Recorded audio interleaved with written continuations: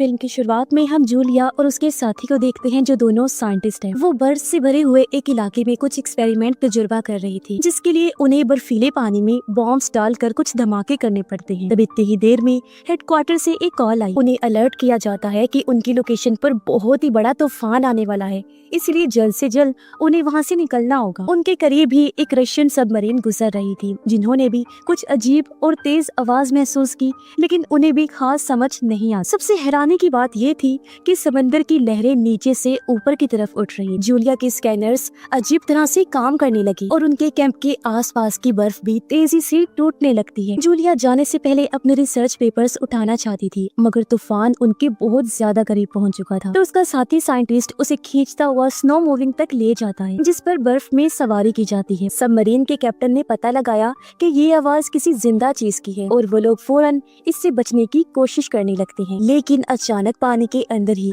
Submarine से वो बहुत बड़ी चीज टकरा जाती है। जूलिया और उसका साथी बर्फ टूटने की वजह से जल्दी से भागने की कोशिश कर रहे थे, लेकिन बदकिस्मती से आगे भी बर्फ टूटने लगी, जिससे उनकी स्नो मूविंग, जो उनका इकलौता जरिया थी वहाँ से निकलने का, वो जोर से टकराई और जल कर राख हो गई, फिर पानी में डूब जाती है। और तो और जल्दी ही धमाकों ने उनके कैंप को भी उड़ा कर रख दिया और बचे हुए साइंटिस्ट धीरे धीरे डूब कर मरने लगते हैं। उधर सबमरीन को भी लगातार नुकसान पहुंच रहा था और वो लोग बड़ी मुश्किल से अपने सीट्स पर बैठे थे, क्योंकि सब कुछ जोर जोर से हिल रहा होता है। काफी कोशिशों के बाद वो फायर करने में कामयाब हो गए, यानी आग के हमला करने में, जिससे निकल रही रोशनी से हम वहाँ बड़े बड़े टेंटिकल्स साफ साफ देख पाते हैं। तभी एक आदमी शीशे की स्क्रीन से टकरा कर दूर जाकर गिरा और चोट की वजह से बेहोश हो जाता है। अब इससे पहले कि सबमरीन पूरी तरह डूब जाती, एक ऑफिसर इमरजेंसी मैसेज भेज देता है और रशियन नेवी के हेडक्वार्टर में सबमरीन के गायब होने की खबर पहुंच जाती है, क्योंकि इस सबमरीन में बहुत जरूरी हथियार थे। इसीलिए वो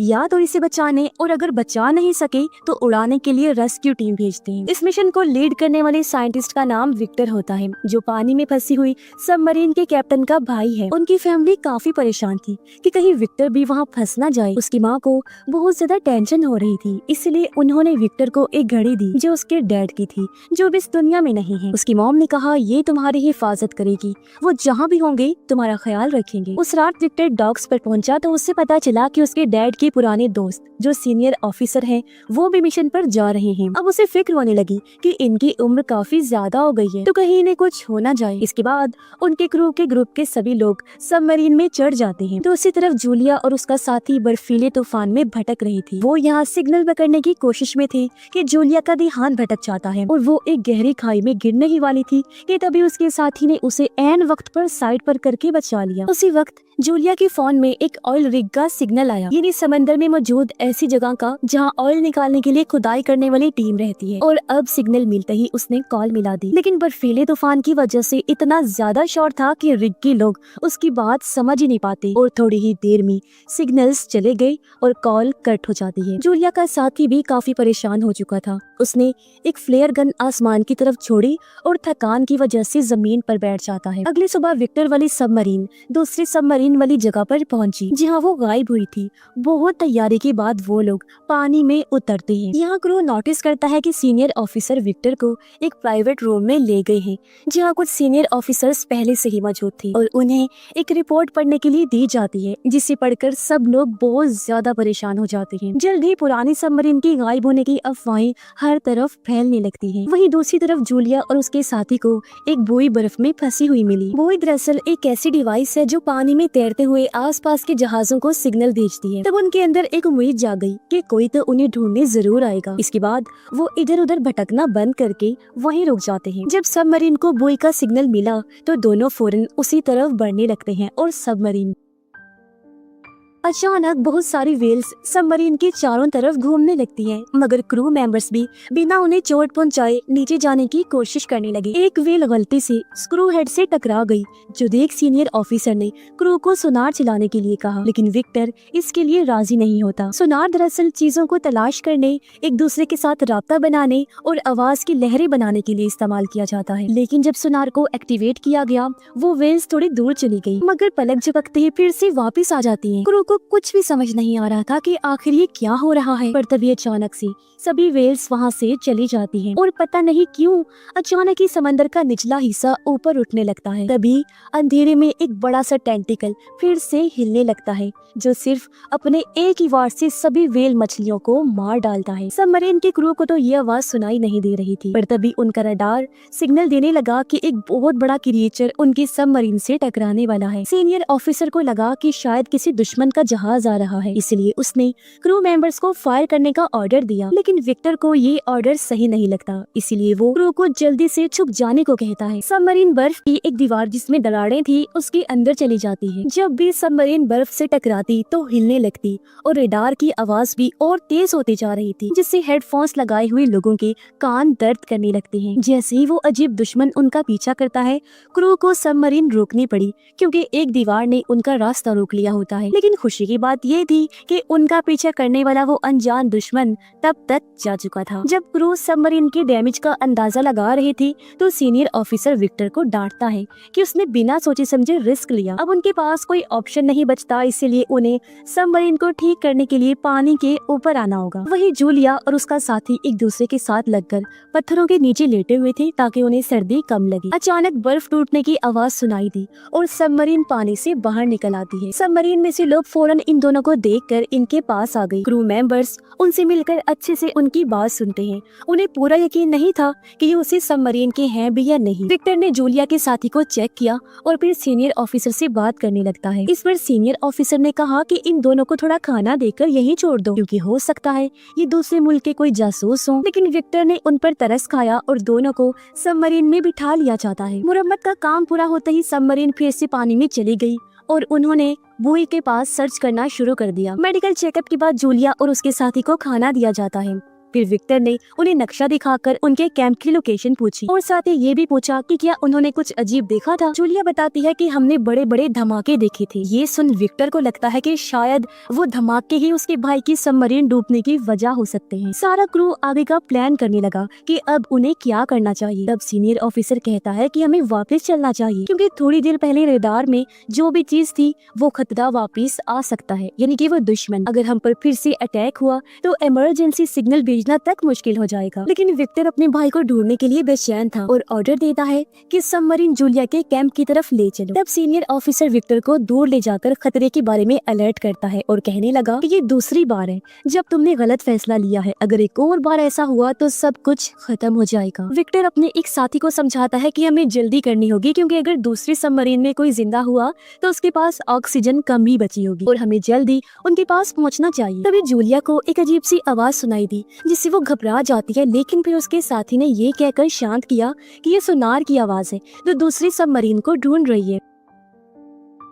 खोज कुछ देर तक चलती रही, लेकिन फिर रडार दिखाता है कि वो अजीब दुश्मन फिर से उनका पीछा कर रहा है। विक्टर क्रू से कहता है कि पहले की तरह छुपने की जगह ढूंढो, लेकिन इस बार उनके आसपास कोई इस तरह की जगह नहीं थी। लेकिन तभी पास में एक ऑयल रिग मौजूद होता है, तो विक्टर ने सोचा कि वहाँ पर छुपने की जगह मिल सकती है। जब सबमरीन पानी की सतह पर आने के लिए तैयार हो रही थी, तब ऑयल रिग के सभी वर्कर्स समंदर से उठ रहे बड़े बड़े टेंटिकल्स को देखते हैं, जिन्हें देख उनके होश उड़ गई। खतरे को भांपते हुए उन्होंने फौरन अलार्म बजा दिया और अब देखते ही देखते टेंटिकल्स रिग पर अटैक करना शुरू कर देते हैं, जिससे सारी बिल्डिंग गिरने लगती है। कई जगह तो बड़े बड़े धमाके भी होने लगे। बहुत से वर्कर्स ने घबरा कर भागने की कोशिश, लेकिन उनके पास कहीं जाने की जगह ही नहीं, क्योंकि पूरा का पूरा स्ट्रक्चर ही टूट रहा था। जैसे ही सबमरीन का राब्ता रिग से टूटता है तो विक्टर पेरिस्कोप की मदद से ये देखने की कोशिश करने लगा कि आखिर चल क्या रहा है। जब उसने बड़े बड़े टेंटिकल्स को रिग को तबाह करते हुए देखा तो वो भी बहुत डर जाता है। उसने ये पूरा नजारा स्क्रीन पर भेजा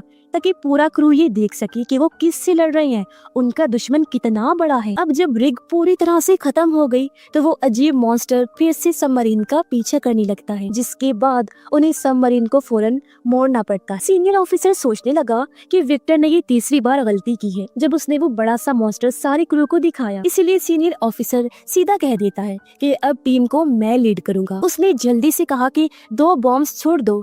ऐसा ही किया गया, जो दोनों बॉम्ब्स सीधे टारगेट पर जा लगे। इस पर सीनियर ऑफिसर को लगा कि दुश्मन मर चुका है और वो कहता है कि देखो ऐसे होता है काम। लेकिन तभी उसके चेहरे के रंग उड़ गए जब एक ऑफिसर कहता है कि दुश्मन अभी भी जिंदा है, जो अब और गुस्से में आगे बढ़ रहा है। अब एक और बॉम्ब छोड़ा गया जिससे एक बार फिर धमाका हुआ, जो हालांकि टारगेट को फिर से लगता है, लेकिन ये भी उस बड़े सी मॉन्स्टर को मारने के लिए काफी नहीं था। मॉन्स्टर सबमरीन का पीछा करता रहता है और सीनियर ऑफिसर डर की वजह से कुछ नहीं कर पाता। तो विक्टर ने फिर से टीम को लीड करना शुरू कर दिया और कहा कि जितना हो सके सबमरीन को तेज भगाओ। वो लोग उस मॉन्स्टर के ज्यादातर अटैक से बच गए, लेकिन एक टेंटिकल सबमरीन को जोर से टकरा गया जिससे सबमरीन को काफी नुकसान पहुंचा। जैसे वहाँ पर काम कर रहे लोगों को भी बहुत चोटें आई। विक्टर का भी सर टकरा गया और उसे चक्कर आने लगते हैं। कुछ कंप्यूटर्स में शॉर्ट सर्किट हो गई और एक कंप्यूटर तो सीधा एक आदमी के ऊपर जा गिरता है जिससे उसकी हालत खराब हो गई। सबमरीन डूबने लगती है और वो मॉन्स्टर इस मौके का फायदा उठाकर एक और जोर का हमला करता है। अचानक से मिसाइल वाले हिस्से में धमाका हो गया, वहाँ पर बुरी तरह आग लग जाती है, जिसके बाद क्रू ने वहाँ पर वेंटिलेशन बंद करके एरिया को पूरी तरह सील कर दिया। 7 लोगों ने वहीं रुककर आग बुझाने वाले सिलेंडर की मदद से आग को बुझाने की कोशिश, लेकिन टेंटिकल की एक और जबरदस्त वार से सबमरीन तेजी से नीचे गिरने लगती है। रडार दिखाता है कि उस जानवर ने उन्हें चारों तरफ से घेर लिया है। जब क्रू ने ध्यान से देखा तो पता चला कि वो मॉन्स्टर एक क्रैकन है, यानी ऑक्टोपस का एक बहुत ही बड़ा रूप। क्रैकन के बारे में पुराने जमाने में बहुत सी कहानियां लिखी गई हैं। अब क्योंकि उनके पास एक आखिरी मिसाइल बचा था तो उसे बहुत सोच समझ कर इस्तेमाल करना होगा। वो लोग आपस में डिस्कशन करने लगे कि आगे क्या करना चाहिए। तो विक्टर ने कहा कि सबमरीन को साइलेंट मोड पर ले जाओ, क्योंकि आमतौर पर समुद्री जानवर आवाजों से शिकार करते हैं। इस वजह से मिसाइल वाले रूम में वर्कर्स को आग बुझाने वाले काम को रोकने का हुक्म दिया जाता है, जिससे वहाँ पर कार्बन डाइऑक्साइड और कार्बन मोनोऑक्साइड का लेवल बढ़ने लगता है। क्रैकन की आवाज एक ऑफिसर के कानों में बुरी तरह चुभ रही थी और मिसाइल वाले कमरे में मौजूद लोग सोचने लगते हैं कि क्या हम ऐसे ही मर जाएंगे।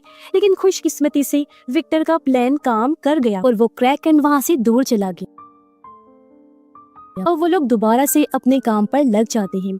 लेकिन तब तक आग इतनी ज्यादा फैल चुकी थी कि थोड़े से सिलेंडर से बुझाना मुमकिन ही नहीं था। कुछ लोग आग से जलने लगे और तभी विक्टर ने सबको कहा कि वो हिस्सा खाली कर दो, जो चीज जल रही है जलने दो, बस अपनी जान बचाओ। कुछ ऑफिसर जब फायर एरिया से बाहर निकल रहे थे तो वो बुरी तरह से जख्मी हो जाते, लेकिन बाकी के क्रू ने उन्हें दरवाजे के इस पार लाने में उनकी मदद की। आखिरी सेकंड में दरवाजा बंद कर दिया गया ताकि आग बाकी हिस्सों तक ना पहुँच सके और उस रूम में प्रेशर कंट्रोल करके आखिरकार आग बुझा दी जाती है। इसके बाद जो लोग अभी भी ठीक थे उन्हें काम दे दिया गया और जो लोग जख्मी थे उन्हें उनके कमरों में भेज दिया जाता है। जूलिया और उसका साथी उनकी चोटों का इलाज करने में मदद करते हैं, जिससे क्रू उन पर भरोसा करने लगा। बाद में विक्टर क्रू से उनकी राय पूछता है कि अब क्या करना चाहिए। सभी कहते हैं कि हमें वापस चलना चाहिए, क्योंकि हमें दूसरी सबमरीन की लोकेशन का कुछ नहीं पता और क्रैकन से बचने के लिए कोई सिक्योरिटी, कोई प्रोटेक्शन भी हमारे पास नहीं है। सीनियर ऑफिसर विक्टर को याद दिलाता है कि तुम्हारे डैड एक हीरो थे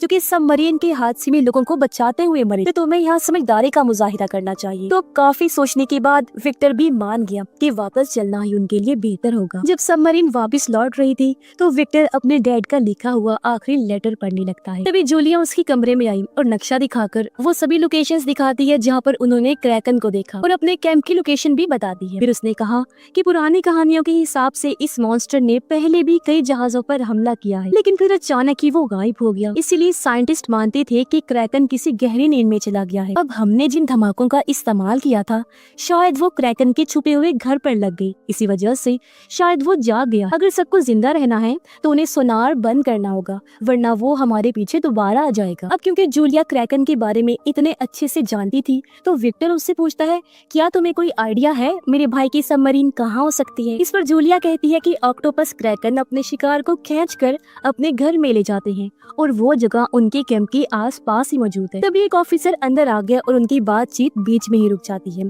ऑफिसर कहता है कि हमें एक क्लू मिला है कि वहाँ लोग जिंदा, जो कहकर वो साइलेंट मोड के दौरान की गई रिकॉर्डिंग सुनाता है। इसमें सबको सुनाई देता है कि कोई किसी लोहे पर बार बार ठक ठक कर रहा है। वो सिग्नल को ट्रैक करते हैं, ढूंढते हैं और उन्हें पता चलता है कि ये आवाज जूलिया की कैंप के पास ही आ रही है। इसका मतलब साफ था कि दूसरी सबमरीन में अभी भी कुछ लोग जिंदा हैं। ये देखकर विक्टर ने सबको बुलाया और कहा कि देखो देखो, हमारे फौजी उस सबमरीन में बंद हैं, जिंदगी और मौत के बीच खड़े हुए हैं। अगर उन्हें हम नहीं बचाएंगे तो कौन बचाएगा? ये मत सोचना कि मैं सिर्फ अपने भाई के लिए वहाँ जाना चाहता हूँ। अगर तुम में से भी कोई एक भी वहाँ होता तो मैं एक आदमी के लिए भी ये करता। जिसके बाद उसने अपने साथियों को सीधा ऑर्डर दिया कि सबमरीन को जूलिया के कैंप की तरफ ले चलो। अचानक मशीन और दीवारों में से नट बोल्ट्स निकलने लगे, ग्लास और लाइट्स टूटने लगती हैं। इसका मतलब था कि सबमरीन ज्यादा गहरे पानी में चली गई है। इस वजह से वो लोग सबमरीन को थोड़ा ऊपर ले गए। तब एक ऑफिसर ने नोटिस किया कि हम तो कुछ अलग ही जगह पर आ चुके हैं। विक्टर ने कहा कि हमें एक मिनी छोटी सबमरीन भेजनी चाहिए इस जगह को अच्छे से देखने के लिए। अब क्योंकि मिनी सबमरीन का पायलट पहले अटैक में जख्मी हो गया था,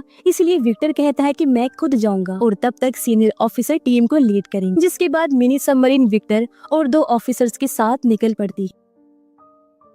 जैसे जैसे वो गहरे पानी में जा रहे थे, प्रेशर की वजह से सबमरीन की लोहे वाली चीजों से अजीब अजीब आवाजें सुनाई देने लगी। इतनी गहराई में वो पहली बार जा रहे थे। प्रेशर जल्दी ही सबमरीन के ऊपर असर डालने लगा, इसलिए अगर उन्हें जल्दी ही कुछ नहीं मिला तो उन्हें वापस जाना पड़ेगा। तभी उन्हें कहीं से आवाज सुनाई दी और जब वो उस जगह पर गई तो पता चला कि वहाँ हजारों डूबे हुए जहाज हैं। इसका मतलब है कि जूलिया की थ्योरी और कहानियां बिल्कुल सच, यानी क्रैकन पहले भी कई जहाजों पर हमला करके उनको अपना शिकार बना चुका है। अब आखिरकार उन्हें दूसरी सबमरीन मिल जाती है और वो उसके डैमेज को चेक करते हैं कि कहाँ नुकसान हुआ है। उन्होंने देखा कि उसका अगला हिस्सा अभी भी बिल्कुल ठीक है, जिसका मतलब है कि कुछ लोग वहाँ छुपे हो सकते हैं। उन्होंने इस मिनी सबमरीन को पुरानी सबमरीन से जोड़ने की कोशिश की, लेकिन जाहिर है इतने प्रेशर में ये कर पाना बहुत मुश्किल था। मगर आखिरकार काफी कोशिशों के बाद उन्होंने कनेक्शन बना ही लिया। विक्टर ने डाइविंग सूट पहना जो तैरते हुए पहनते हैं और इस कनेक्शन की मदद से दूसरी सबमरीन में चला जाता है। दरवाजा उसने जब खोला तो अंदर जाकर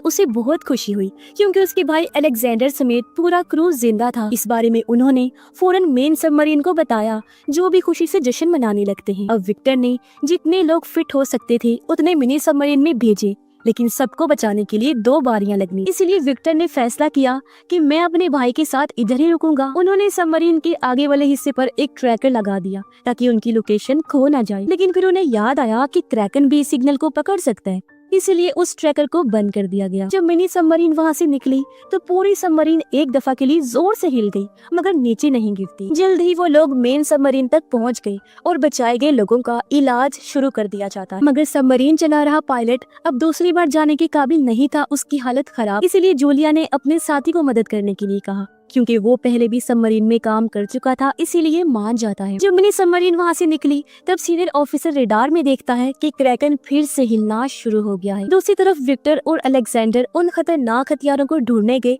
जो उनके सीनियर्स ने मांगे थे। वो तबाह हुए एरिया में जाके तिजोरी से कोड निकालते हैं, लेकिन जब उन्होंने कंप्यूटर में कोड डालने की कोशिश की तो सिस्टम ने काम ही नहीं किया। लेकिन विक्टर हार मानने वालों में से नहीं था और कई सारे बटन्स एक साथ दबाने के बाद आखिर कंप्यूटर ऑन हो जाता है। उन्होंने देखा कि ये हथियार अभी भी काम कर रहे हैं।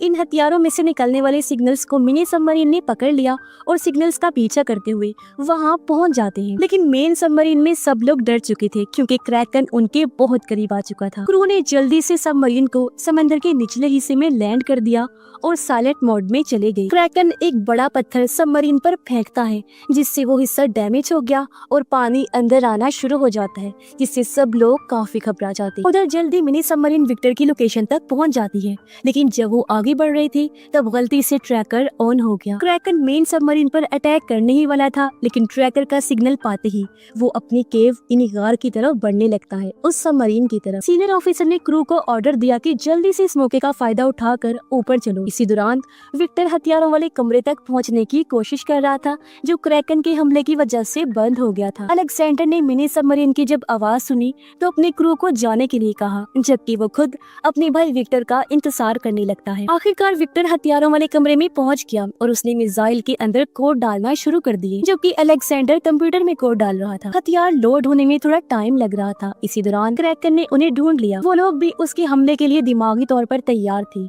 जब उसके टेंटिकल्स सबमरीन की चारों तरफ घूम रही थी, दोनों भाई आपस में बात करते हैं और अपनी पुरानी लड़ाइयों के लिए एक दूसरे से माफी मांगते हैं। क्रैकन ने एक झटके में सबमरीन का आधा हिस्सा तोड़ दिया, लेकिन वो हिस्सा तो पहले ही खाली था। क्रैकन दोबारा अटैक करने वाला था। तब दोनों भाइयों ने एक साथ बटन दबा दिए ताकि हथियार फायर हो सके। अब पानी सबमरीन में घुसने लगा था, इसलिए विक्टर जल्दी से पाइप के जरिए वापस अलेक्जेंडर के पास आ जाता है। अब वो हथियार जल्दी खुद ब खुद फटने वाले थे, तो दोनों भाई तेजी से निकलने की कोशिश करते हैं। सबमरीन अब डूब रही थी और जोरदार लहरों की वजह से कॉरिडोर में पानी आ रहा था, जिस वजह से दोनों भाई अलग हो गए। विक्टर अलेक्जेंडर को ढूंढता हुआ उसका हाथ पानी से बाहर निकलते हुए देख लेता है। तब उसने फौरन अपने भाई का हाथ पकड़कर उसे अपने पास खींच लिया और आखिर सही सलामत अलेक्जेंडर को विक्टर बचा लेता है। दोनों भाई सीढ़ियां चढ़कर मिनी सबमरीन में घुस गए और दरवाजा बंद कर लेते हैं ताकि पानी अंदर ना आ सके। अब धमाकों के लिए सिर्फ 2 मिनट बचे हैं, लेकिन मिनी सबमरीन लॉन्च ही नहीं हो पा रही थी। जब वो लोग मेन सबमरीन से जुड़ने की वजह से नीचे जा रहे थे तो विक्टर को इमरजेंसी लीवर नजर आया। उसे खींचते ही मिनी सबमरीन आखिर दूसरी सबमरीन से अलग हो जाती है और अब वो तेजी से वहाँ से निकलने लगते हैं। जैसे वहाँ ब्लास्ट होते हैं तो तेजी सी लहरों की वजह से उनकी मिनी सबमरीन जोर से घूमने लगती है, जबकि ऊपर मेन सबमरीन में सब लोग बस उनकी सही सलामत ऊपर आने का इंतजार कर रही थी। कुछ देर बाद सबके हौसले टूटने लगे। उन्हें लगा कि शायद वो दोनों भाई मर चुके हैं और उनके चेहरे अफसोस से लटक गए। लेकिन तभी पानी में कुछ बबल्स आने लगे। वो मिनी सबमरीन ही थी जो आखिर सही सलामत ऊपर आ जाती है। सब लोग खुशी में जश्न मनाने लगते हैं कि हम सभी आखिरकार बच गए और दोनों भाइयों की बहादुरी और विक्टर ने जैसे क्रू को लीड किया उसकी तारीफ करती हैं। दोनों की माँ भी उनका इंतजार कर रही थी और जब उन्होंने देखा कि मेरे दोनों बेटे ही सही सलामत वापस लौट आए हैं तो उनकी जान में जान आई। माँ बेटे एक दूसरे से मिलकर बहुत खुश होते हैं और इसी के साथ ही ये कहानी भी इधर ही खत्म हो जाती है।